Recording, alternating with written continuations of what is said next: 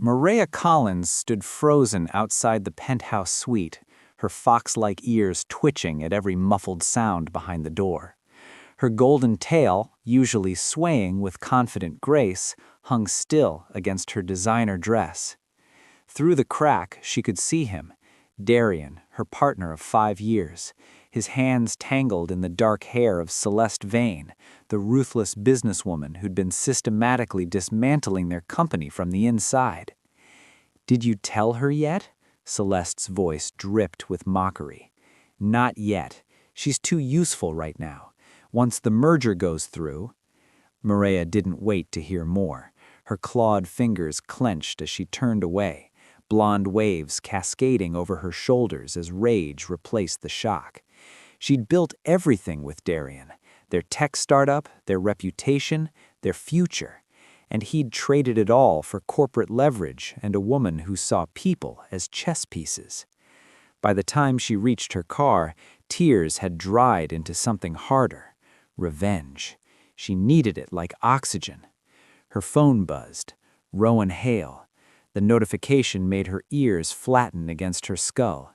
Rowan, Darian's former best friend, the man she'd blamed for feeding Celeste insider information that had nearly destroyed them months ago, the man she'd publicly humiliated at the last shareholders' meeting.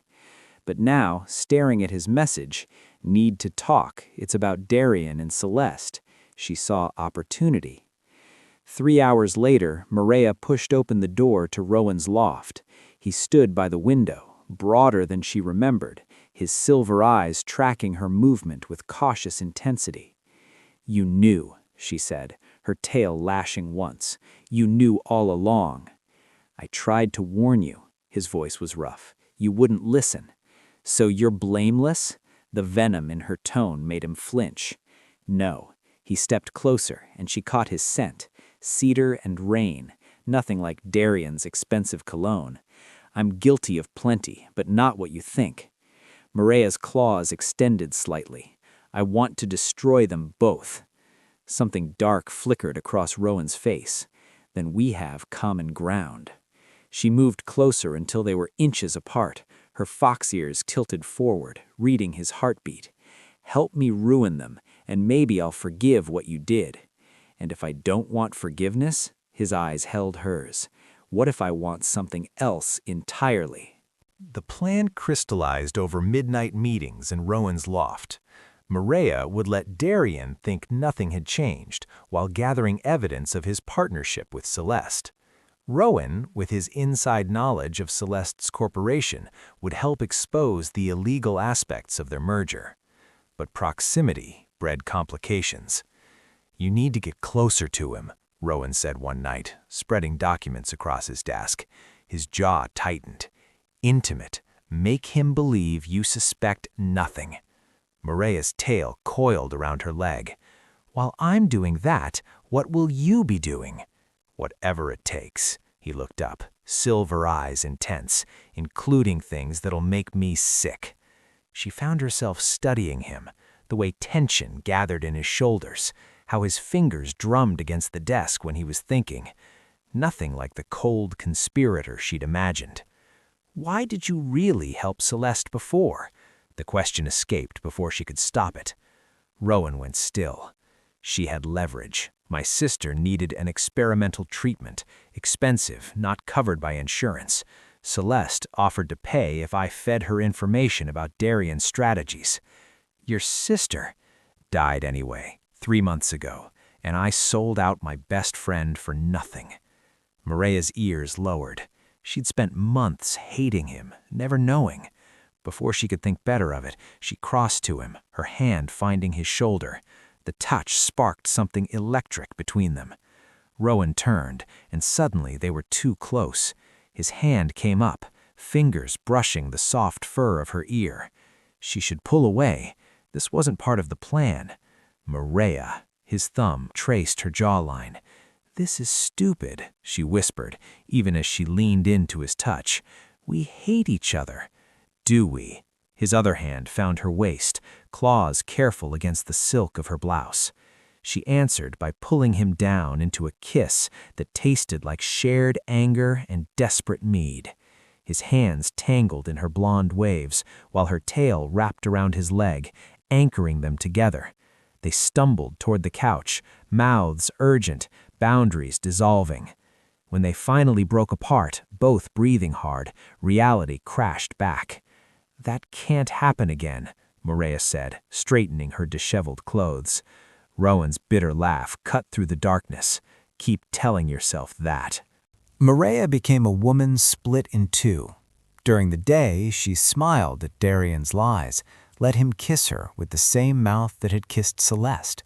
At night, she'd scrub herself clean in scalding showers before meeting Rowan to plan the next move. And sometimes, they didn't just plan. "He's taking me to the charity gala tomorrow," she told Rowan one evening, perched on his kitchen counter while he cooked. "Domestic, terrifyingly normal. Celeste will be there. Perfect. I planted the recording device in his car. If he discusses the illegal offshore accounts—" Rowan paused, noticing how her tail had stopped swaying. "What?" "He wants to propose." The words felt like glass in her throat. "At the gala, in front of everyone." Rowan's hand tightened on the knife he was holding. "And you'll say—" "Yes, I have to maintain cover." She watched emotions war across his face. "It doesn't mean anything." "Doesn't it?" He set down the knife with careful precision. "You'll wear his ring, sleep in his bed, while you what?" She slid off the counter, approaching him. "You have no claim on me, Rowan." "Don't you?" He caught her wrist, pulling her flush against him. "Tell me you don't think about me when he touches you. Tell me these past 3 weeks meant nothing." Maria's breath hitched. She couldn't, not when every night she fell asleep remembering the taste of Rowan's mouth, the way his hands knew exactly how to make her purr. "This is just physical," she tried. "Revenge bonding." Liar. His lips found the sensitive spot behind her fox ear, making her gasp. "You feel it too, this thing between us that shouldn't exist." She pulled him down into a fierce kiss, claws digging into his shoulders. They made it to the bedroom this time, clothes scattered like casualties of war. In the dark, with Rowan's body moving against hers, his whispered words branding her skin, Maria felt the careful walls around her heart begin to crack. Afterward, lying tangled in his sheets, she traced the scar on his chest. "When this is over, don't," he caught her hand, "don't make promises we both know you won't keep." The truth of it hollowed her out. The gala arrived like an execution date. Maria wore crimson, Darian's ring heavy on her finger, a prop in a performance that was suffocating her. She smiled through congratulations while scanning the room for Rowan, who was supposedly infiltrating Celeste's private office upstairs. Celeste appeared like a viper in emerald silk. "Congratulations, darling, though I wonder, does the ring feel as fake as your smile?" Maria's ears flattened. "Excuse me?" "Please, I know about your little revenge scheme with Rowan Hale." Celeste's laugh was poison. "Did you think we wouldn't notice? Darian's been feeding you false information for weeks." The floor tilted. "No, impossible. The offshore accounts? Fabricated. The merger documents? Clean as a whistle." Celeste leaned in. "But here's the beautiful part. We have evidence of your fraud, embezzlement, corporate espionage, all tied back to you through Rowan's digital trail. We'll destroy you both and take everything." Panic clawed up Maria's throat. She ran, pushing through the crowd, ears ringing. She had to find Rowan, had to warn him. She found him in a supply closet pinned against the wall by security. Darian stood watching, triumph cold on his face. "Did you really think I wouldn't protect my investment?" Darian's smile was cruel. "You and Rowan were so predictable. Hurt, angry, desperate, perfect pawns." "Let him go!" Maria lunged, but Celeste's security caught her. "This isn't about him." Touching. Darian moved closer, the fox girl defending the man she supposedly hated. When did that change, Maria? When did revenge turn into something else? Rowan's eyes found hers across the space, and in them she saw reflected her own truth. This had stopped being about revenge weeks ago. "I love him." The words escaped, raw and real, her tail wrapped protectively around her own leg.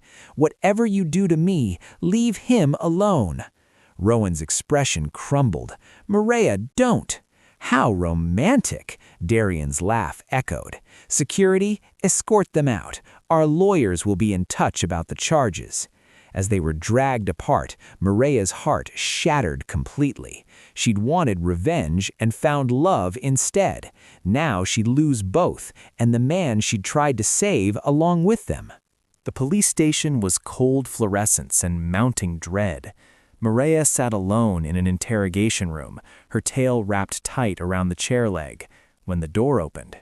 Rowan walked in, free, unrestrained. "How?" she started.